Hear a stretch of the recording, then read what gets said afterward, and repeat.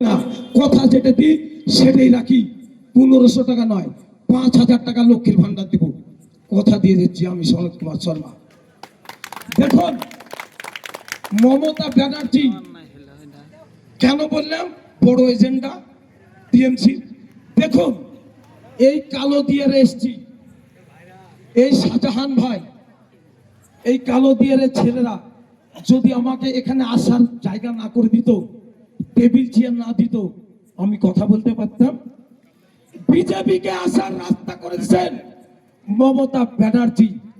সিঙ্গুরে দেখেছেন রাজনাথ সিং পিছে পিছে খুঁজছিল।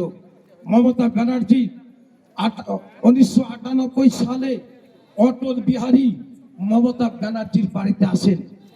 একটা চিহ্ন অর্থাৎ লঘু পেতে হলে তার ভোটে পার্সেন্ট লাগে। সেই সময় অটল বিহারী বাজপেয়ীকে মমতা ব্যানার্জি বললেন, বাবা আমার লঘুটা দিতে হবে।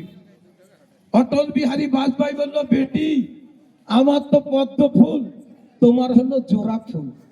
উনি জোট করে বাজপেয়ীর সঙ্গে ভোটে দাঁড়ালেন। দমদমে তপন সিকদারকে এমপি করলেন, কৃষ্ণনগরে জুলু বাবুকে এমপি করলেন।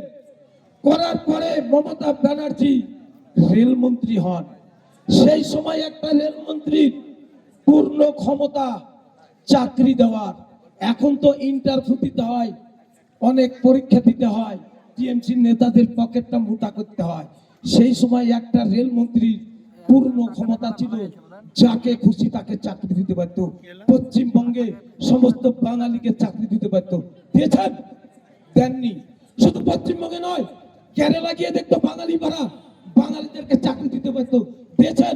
মহারাষ্ট্রে গিয়ে দেখতো বাঙালি পাড়া, বাঙালিদেরকে চাকরি দিতে পারতো। দিয়েছেন? ব্যাঙ্গালোরে দেখতো বাঙালি পাড়া, বাঙালিদেরকে চাকরি দিতে পারতো।